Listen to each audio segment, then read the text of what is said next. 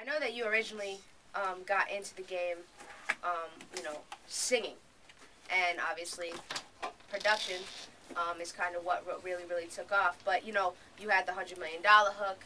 You had a whole bunch. I know my shit. My shit's right. You had a whole, you know, and a lot of other writing credits and stuff like that. But lately, you've really been focused on, you know, production. But are we gonna be able to hear any more Cool and Dre hooks, Cool and Dre singing? Are we gonna get an album executive produced by Maguire? We right now, I think the zone that we're in, I feel like right now where we're at is just making music. You know, we've been blessed, man. We've been blessed to work with Wayne on this Rebirth album. We've been blessed to work with Game on this new album, the Red album, and all the other people we're blessed to be working with. You know, we've been, you know, blessed to work with Duffy, you know what I mean, and do records with the Gym Class Heroes and a record with the Linkin Park and Busta Rhymes. So we've been introduced to, you know, we've worked our whole career doing hip hop and R&B because we love it. You know what I mean?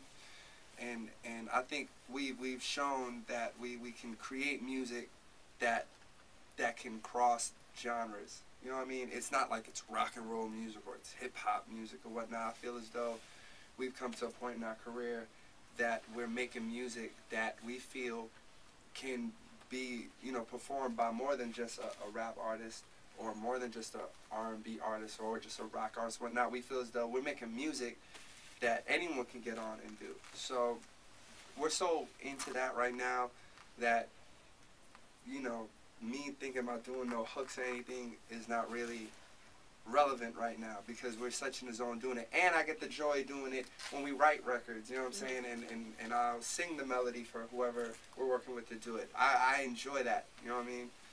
As far as going out there and doing all that other stuff, I don't know. Like, you know, I've been called by friends and peers. I've been getting some phone calls like, yo, you need to do that, you need to do that, and I'm cool right now. I enjoy just making music. And the studio has been spoiling us crazy, so I don't want to leave it. Well, hey, you got a home here. You really don't need to. Yeah. One thing that I noticed, you know, from actually following you on Twitter, is you're actually very outspoken in your opinions about politics and the president, and that's something that I haven't. I would say that not too many people in your type of position are necessarily. How important, you know, as someone who spends so much time on music, is it to have like something else that's kind of like your passion to make sure that like you don't get too overwhelmed? Nah, you just love cool the to tell you. Nah, you know, I got engaged during the. I've always been into politics as far as how it affects us. You know what I mean?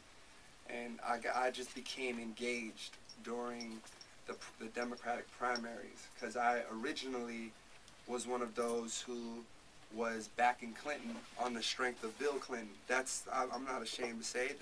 You know, I wasn't engaged. You know, I just was like, Bill Clinton. We needed Clintons back in the White House. You know what I'm saying?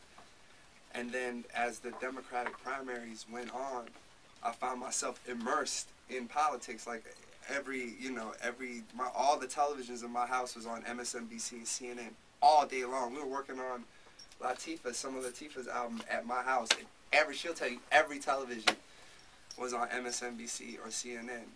And I saw how when you can reach people, you know, and Barack has such a special gift to reach so many people, and you get people to become engaged, you can affect. We have a voice, like we do have the power to make change. So, you know, with the whole Twitter thing, you know, Cool and I really ain't into the youth streams and all that stuff, and you know, our manager will tell you, you know, it takes her forever to try to get us to do some PR things. We're not really into all that. But with the Twitter, I was like, you know what? I'm in a position where people are gonna follow us because they like our music, so I'm not gonna sit here and be promoting, oh, so, you know, we in the studio with this and this, and oh yeah, listen to this record we did, and this or nah, like, you know, I'm engaged, and there's so many things that I feel affect the community and our people that I feel as though I could break it down for them in a way that they can understand. You know, they might not be able to understand a Chris Matthews or a Rachel Maddow, but I could kick it to them in a way to where it makes sense to them. So that's what, you know, that's what I've been doing. Absolutely. Well, I don't wanna leave y'all without giving you guys the opportunity to talk about Sea Ride and Epidemic, as well as any other projects, maybe not so, you know, that really don't have anything to do with music. Like, I know you guys have a clothing line that sometimes you don't really have the platform to talk about. But, you know, I know that people would like to learn more about that. I know I would, so. Yeah. We got Dirty Royalty. Cool started it. And it's a clothing line that we didn't try to make a clothing line. You know, we were working in Circle House Studios every day, and Cool was on his laptop making the dopest designs. And we were just talking. He'd be like, "This, you know, this should look dope on a T-shirt." So next thing you know, Cool just made a couple T-shirts and gave it out to us and the crew. And one shirt turned into another design and another design, and then people started seeing us wearing it. And then we got a phone call from our boy from Shoe Gallery, Danny from Shoe Gallery, like, "Yo, I'm hearing y'all got something. Just bring it over to the store." You know, we put some stuff in there, and it was like gone in like 3 days. He's like, "Man, you should bring me some more stuff." And it's just been, you know, it's been ongoing to where now we're like, it moved faster than we envisioned it to, because I guess, you know, of our status. But now we're like getting like manufacturing done overseas, and it's like, man, it moves a lot faster than we. Yeah, it's a movie. So and the way it's moving for us is that we try to keep our expectations. We can, you know, we hedge it, you know, so.